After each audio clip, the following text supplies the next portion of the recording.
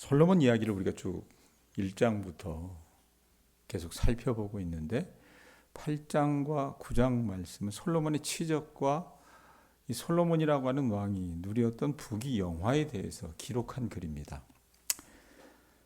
그 중에 여러분 우리가 오늘 8장 말씀을 볼 텐데 8장 1절에서 6절은 솔로몬이 행했던 야심찬 건축 사업을 이야기하고 있습니다.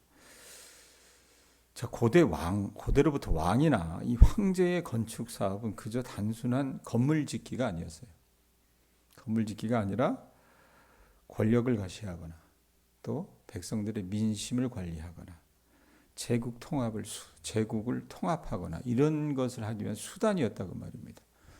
우리나라도 여러분 현대 대통령이 왕일 수 있겠냐 하지만 거의 왕의 모습을 비딴 어떤 그런 직함이긴 하잖아요. 우리나라 여러 이 대통령들이 있었는데 그 사람들이 여러분 애썼던 토목이나 건축 사업들이 있어요. 박정희 씨 같은 경우는 뭘 했어요? 경부고속도로 이런 거. 그 다음에 그리스도인이긴 했지만 저는 조금 그렇게 별로 고운 시선으로 보지 않는 이명박 씨 같은 경우는 뭘 했습니까? 강을 팠잖아요, 강을. 그 운하를 만들려고 그랬잖아요. 그게 자기 어렸을 때부터 소원이어서. 그러니까 자고로부터 예적부터 지금까지 사람들이 어떻게 권력을 잡으면 그런 일들을 했어요. 근데 솔로몬도 비슷했다 그 말입니다. 솔로몬이 저희 초기 20년 동안 1절에 보면 뭐라고 얘기합니까? 1절에 보면 뭐라고 그래요? 8장 1절에 보면은 그가 20년 동안 여호와의 전과 자기 궁궐을 건축했다라고 얘기를 해요. 하나님의 성전과 자기가 머물 왕궁을 짓는 일에 힘을 썼어요. 그리고 2절 말씀 보면은 어떤 말씀이 따라 붙냐면 후람이 솔로몬에게 되돌려준 성읍들을 솔로몬이 건축하여 이스라엘 자손에게 거기에 거주하게 했다라고 얘기했는데 후람이라는 사람 기억나세요? 우리가 쭉 봤는데 성전을 건축할 때에 이 자재나 기술자들을 솔로몬이 이웃 왕에게 요청하죠. 그 두로라고 하는 나라의 왕 이름이 후람이었습니다. 많은 도움을 줬던 왕이었어요. 이방 왕이긴 했지만. 그래서 솔로몬이 그게 고마워가지고 맨손으로 어떻게 할 수는 없잖아요. 그래서 갈릴리 지역 일부 성읍들을 후람에게 대가로 줬던가 봅니다. 그런데 후람이 그 땅을 딱 받고 보니까 어떻게 해요? 자기 마음에는 흡족하지 않았던 거예요. 그래서 그냥 당신 도로 가지십시오 하고 되돌려 준 거예요. 그래서 2절 앞에 보면 뭐라고 그래요? 후람이 솔로몬에게 되돌려준 성읍들이라는 표현을 하는 겁니다. 그 성읍들을 가만히 둘 수는 없잖아요. 마을에 사람들 몇은 살지 않았지만 솔로몬이 어떻게 했냐면 다시 건축해서 이스라엘 자손이 거기 들어가서 완전히 편안히 살 수 있게끔 그렇게 거주하게끔 그런 성읍들을 건축하게 했는데 그게 한 20개 정도의 성읍이 된다고 얘기합니다. 자, 이어서 솔로몬은 강한 군사력을 보유하고 있었음에도 불구하고 솔로몬 당대인 여러분 큰 전쟁이 없었어요. 이것도 굉장히 행운이죠. 복이죠, 복. 자, 그런데 예외를 들라면 솔로몬 대 전투가 하나 있긴 있었는데 이게 뭐냐면 3절에 보면은 하맛소바라고 하는 이 하맛소바에 대한 전쟁과 점령이 있었다라고 기록을 합니다. 이 하맛소바는 뭐냐면 과거 솔로몬 선대왕이었던 다윗이 주변 이 국가들을 상대로 해서 계속해서 전쟁에서 승리를 이어갔어요. 그렇게 이어갔었을 때 이 하마당 도우라고 하는 사람이 야 우리도 패하는 거 아니냐? 이래가지고 지레 겁집어 먹고 항복할래요? 이러면서 조공을 갖다 바쳤어요. 이게 역대상 18장 9절에서 10절에 나오거든요. 그래서 평화관계를 유지했다 그 말입니다. 그런데 오늘 말씀에 보면은 솔로몬이 하맛소바라고 하는 땅을 점령했다라고 하는 것을 보면 아마도 다윗 왕이 죽고 나서 이 하맛소바가 이스라엘의 반기를 들었던 것이 아닌가 추정합니다. 그걸 솔로몬이 어떻게 해요? 진압을 했다라는 얘기예요. 그러고 나서 이어진 건축 사업 가운데 보면은 4절인가요? 4절에 보면 광야에서 다드몰이라고 하는 다드몰을 건축했다라고 하는데 다드몰은 뭐냐? 이거 잘 모르잖아요. 우리가 뭐 어떻게 알아 이거를. 이게 다드몰은 이 시리아 사막 가운데 있는 오아시스였다라고 해요. 오아시스. 사막에서 여러분 가장 사막에 사는 사람들이 가장 어떻게 선망하고 살기를 소망하는 곳이 어디예요? 오아시스. 물이 있으니까 안 그래요? 우리나라 서울 사람들이 여러분 가장 살고 싶은 동네가 어디입니까? 강남의 서초동이에요. 서초구 이런 데라 그 말입니다. 그런 식으로 보시면 될 것 같아요. 이 다드몰은 사막의 오아시스였는데 이곳이 다마스커스와 메소포타미아를 연결하는 교통의 요충지였대요. 당연히 물이 있으니까 여러분 대상들이 왔다 갔다 하면서 들릴 거 아니에요. 그래서 당시 사람들은 누구든지 저 다드몰 땅을 손에 얻어서 자기가 어떻게 해요? 이 왔다 갔다 하는 대상들의 교역을 통제하고 싶어 하는 것이 주권자들의 소원이었다 그 말이에요. 그런데 하나님께서 솔로몬에게 복을 주시니까 솔로몬이 그 다드몰이라고 하는 전략적인 요충지를 점령을 해서 요새화했다라고 기록하는 것이 4절입니다. 4절 뒷부분에 보면 또 어떤 지명이 붙어요? 하맛이라고 하는 지명인데 솔로몬이 하맛에 이미 건설해 놓았던 이 군량 창고 시설들을 보강했다라고 얘기를 해요. 그렇게 해서 이 왕이었던 솔로몬이 한 것이 무엇이었냐면 이런 북쪽과 동쪽의 교역을 지배할 수 있는 주요 지역들을 점령해서 거기를 어떻게 해요? 강화했던 것이 솔로몬이 했었던 일이라 그 말입니다. 그리고 여러분 예루살렘은 해발 800m에 있다고 산꼭대기 있어요. 도시가.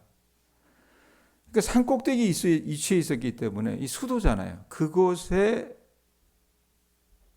있는 도로를 통제하는 것이 이 방어적인 측면에서는 가장 중요했대요.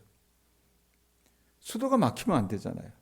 그래서 솔로몬은 자기도 생각을 한 거예요. 하나님께서 주신 지혜로 예루살렘뿐만 아니라 사람들이 그 도시로 왔다 갔다 할 거 아닙니까? 이 도시로 이어지는 길까지도 요새화하는 것이 중요하겠다라고 생각을 했어요. 그래서 5절 말씀에 보여지듯이 예루살렘으로 가는 길에 있는 두 성읍, 우리는 귀에 익지 않지만 거기 보면 5절에 보면 뭐라 그래요? 윗 베토론과 아랫 베토론 이렇게 얘기하는데 이 윗 베토론과 아랫 베토론이라고 하는 이 성읍을 지었던 거라 그 말입니다. 이어서 솔로몬은 바알락과 자기가 다스리는 모든 성읍과 보급 창고에 강력한 방어 기지를 구축을 했다라고 얘기를 해요. 우리 같으면 이제 뭐 사회 간접 자본 이래가지고 여러 것들을 이제 그 주권자가 바뀌면 건축을 하고 건설을 하고 이러잖아요. 그 비슷한 일을 했다고 보시면 될 것 같아요. 자, 여기까지 보면요.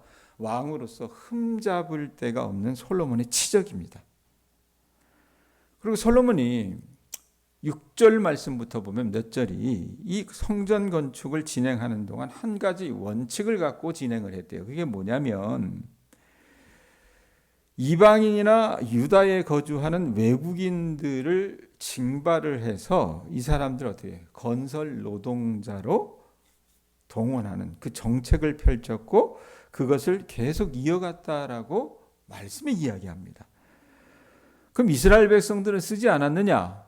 이스라엘 백성들은 그 힘든 일은 시키지 않고 공사감독이나 지휘관 등 이런 것들로 동참시켰다라고 얘기해요. 이게 솔로몬 통치 내내 유지됐다라고 7절부터 9절까지 얘기해요. 그러니까 자기가 그런 국고성이나 성읍이나 이런 걸 지을 때 갖고 있었던 원칙이 그런 거라는 거예요. 성전이나 궁궐이나 이런 걸 지을 때 일하는 사람은 누구를 시켰어요? 외국인. 그럼 그 사람들을 감독하는 사람들은 이스라엘 사람들. 이런 식으로 해서 원칙을 가지고 그렇게 건축 사업을 했는데, 근데 이제 문제는 뭐냐면 자기가 그렇게 갖고 있었던 원칙도 어떻게 해요? 말년에 조금씩 균열이 가기 시작을 해요. 오늘 말씀에는 나와 있지 않지만 내일쯤에 아마 보지 않을, 내일 모레쯤에 볼 텐데 역대하 10장 4절 말씀에 보면 말년에 이 원칙을 솔로몬이 깨기 시작을 합니다. 그리고 그것 때문에 이스라엘 백성들이 솔로몬의 후계자였던 르호보암에게 반역하는 사태가 벌어져요. 그러니까 솔로몬이 자기 동포들을 노예로 삼는 일은 하지 않았지만 말년에 어떻게 했냐면 욕심이 있는 거예요. 이것도 짓고 싶고 저것도 만들고 싶은데 노동력은 한계가 있으니까 어떻게 해요? 자기 동포 이스라엘 백성들은 일꾼으로 징발하지 않았었는데 이제는 그 동포들까지 강제 노역에 동참하게 만들었다고 말입니다. 자, 건축에 관해서 솔로몬이 했던 치적과 그가 갖고 있었던 원칙을 우리가 말씀 가지고 본 거예요. 1절부터 9절까지. 그러고 나서 11절에도 보면 흠잡을 게 없이 보였던 이 솔로몬의 통치에 조그마한 어떤 누수가 발생하는 걸 봐요. 11절 한번 보세요. 제가 읽어드릴게요. 솔로몬이 바로의 딸을 데리고 다윗성에서부터 그를 위하여 건축한 왕궁에 이르러 이르되 내 아내가 이스라엘 왕 다윗의 왕궁에 살지 못하리니 이는 여호와에게가 이른 것은 다 거룩함이니라. 이런 표현을 해요. 여러분 솔로몬이 머리가 좋았다 그랬잖아요. 지혜로운 왕이었다고 하지 않았습니까? 생각을 한 거예요. 어떻게 내 당대에 이 나라를 평화롭게 유지할 수 있을까? 생각을 해보니까 아하 그래. 이웃의 나라들의 공주들과 내가 정략 결혼을 맺자. 결혼을 하자. 그들을 내 부인으로 삼자. 그러니까 기록에 의하면은 이 후비가 한 700명 정도 됐다고 얘기를 해요. 그래서 많은 결혼을 했습니다. 그리고 그 중에 가장 대표적인 왕비가 누구였냐면 당대 최강대국이라고 했던 애굽 나라의 바로 공주와 혼인을 했어요. 솔로몬 왕은 바로의 딸인 자기 부인을 위해서 이제 궁궐을 지어줘야 될 거 아니에요. 서울에도 가보면 여러분 경복궁만 있는 게 아니잖아요. 예? 다른 궁궐들이 있지 않습니까? 궁궐을 지어주려고 했는데 어디다 지을까 생각을 하다가 자기가 갖고 있었던 생각이 뭐냐면 다윗성 밖에 있는 곳에 이 바로 공주를 위한 별도의 궁을 지어주자라고 생각해서 지었어요. 왜냐하면 이 여자는 하나님을 섬기는 여자예요. 그렇지 않은 여자예요. 백건사님 안 섬기는 여자잖아요. 바로 공주는. 그렇기 때문에 언약궤와 접촉했던 장소들을 혹시 이 여자가 더럽힐까 염려해서 따로 어떻게 해요? 별도로 다윗성 밖에 궁궐을 지었다라고 얘기합니다. 그럼 여러분 우리가 어떻게 해요? 아이 지혜로웠겠다. 지혜로웠다. 이렇게 생각을 하지만 생각을 해보세요, 여러분. 애초에 이방 여인과 결혼을 하지 말았어야지. 왜? 분명히 신명기 말씀에는 그렇게 얘기하거든요. 신명기 7장 3절에. 이방 여인과 혼인하지 말라는 그 금령을 솔로몬 왕이 어기기 시작했다 그 말입니다. 결국 그들이 자기 남편 솔로몬이 하나님을 등지게 만드는 것을 초래할 것이기 때문이었고 결국 그 일이 솔로몬에게도 일어났다라고 열왕기상 11장에는 이야기합니다. 자, 그렇다고 해서 여러분 솔로몬이 아이고 참 흠이 많았네 이렇게만 생각하고 우리가 어떻게 손가락질만 할 만한 그런 인물은 아니에요. 본받아야 할 점도 있습니다. 12절에서 15절 보면 그 말씀이 나오는데 우선 12절, 13절 제가 읽어드릴 테니까 한번 보세요. 자, 뭐라고 얘기하냐면 솔로몬이 낭실이 여러분 현관이라고 그랬잖아요. 현관 앞에 쌓은 여호와의 제단 위에 뭘 드렸대요? 여호와께 번제를 드렸다라고 얘기합니다. 근데 그 번제를 어떻게 드렸다고 얘기합니까? 13절에 보면 13절 보세요. 백권사님. 모세의 명령을 따라 매일의 일과대로 안식일과 초하루와 정한 절기 곧 1년의 세 절기 무교절과 77절과 초막절에 드렸더라라고 얘기합니다. 이 솔로몬이요. 우리로 얘기하면 경건의 습관이 딱 몸에 밴 사람이었어요. 우리 백권사님 얘기하시잖아요. 새벽에 딱 눈이 뜨인다 그러잖아요. 그죠? 그래서 나올 수밖에 없다라고 얘기하잖아요. 그것 또한 경건의 습관입니다. 권할 만한 습관이라 그 말입니다. 솔로몬은요, 왕으로 있을 때 그가 하나님께 드리기로 되어 있는 이 희생제사, 이 예배를 결코 빼먹는 법이 없었다는 의미, 경건의 습관이 몸에 밴 사람이었어요. 그래서 달마다 해마다 돌아오는 모든 절기를 이 왕은 지켰다 그 말입니다.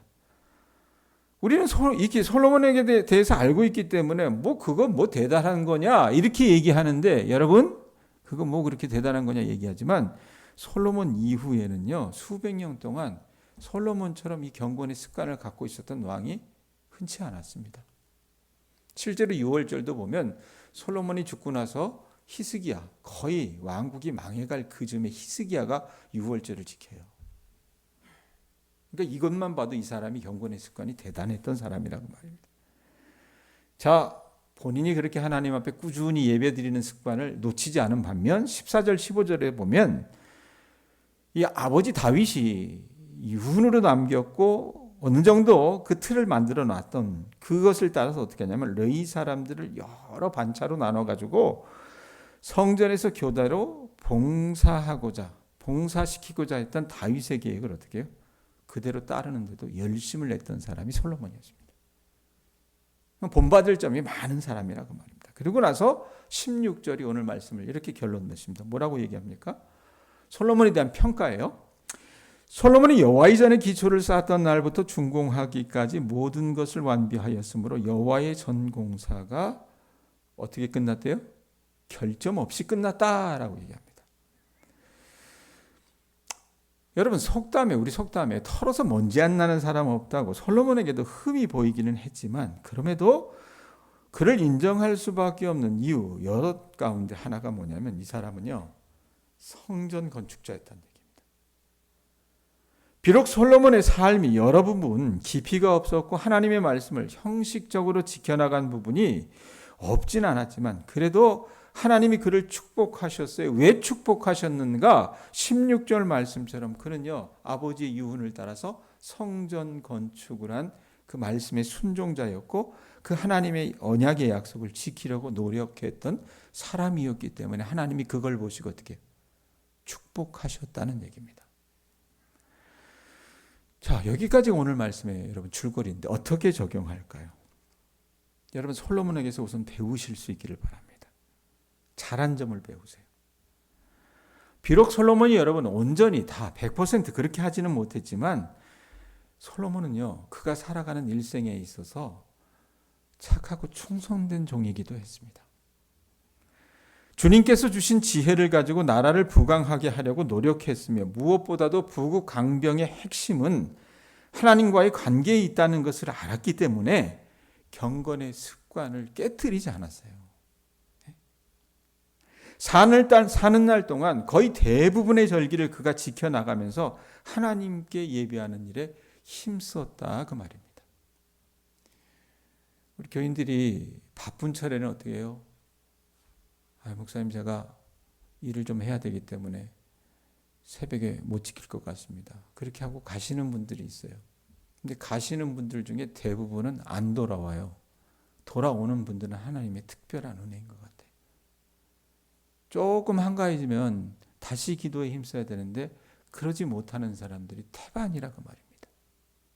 여러분들이 하나님 앞에서 꼭 지켜야 될 이 부분을 놓치지 마시는 주님의 자녀들 되실 수 있기를 바랍니다. 아셨죠? 또 하나 여러분 본받지 말아야 할 것도 있습니다.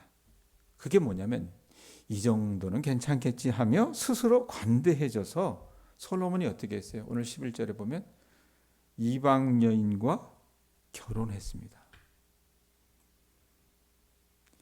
또 백성을 일으킬 때 보면 솔로몬이 갖고 있었던 여러분 원칙이 있었다 그랬어요. 이게 뭡니까? 이스라엘 사람들을 그 노동하는 일에는 종사하지 않게끔 과도한 어떤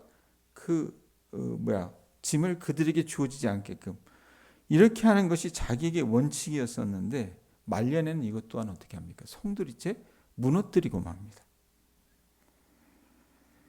여러분 우리 또한 예외는 아니어서 우리 자신에게는 관대하고 남에게는 야박할 때가 대부분입니다. 안 그래요?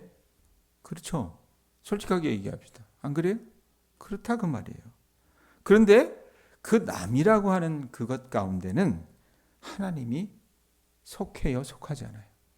속한다 그 말입니다.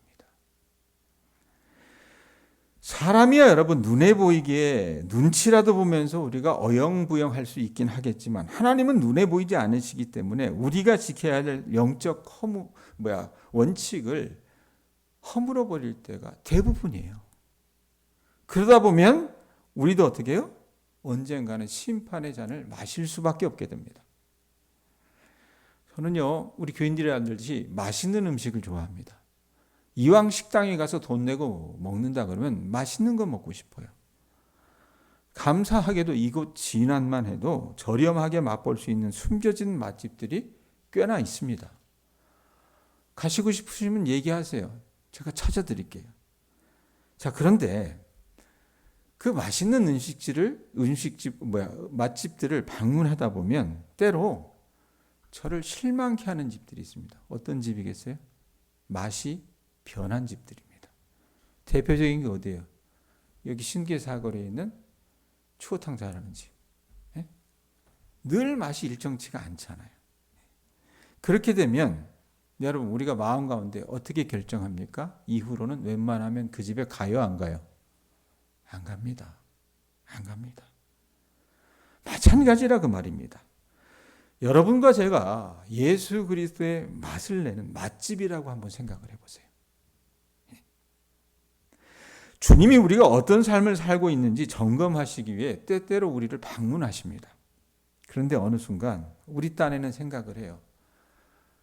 내가 이렇게 하는 거 알까 모를까 생각을 해서 어떻게 합니까? 이 정도면 되겠지 하면서 스스로에게 관대해진 나머지 우리 또한 어떻게 해요?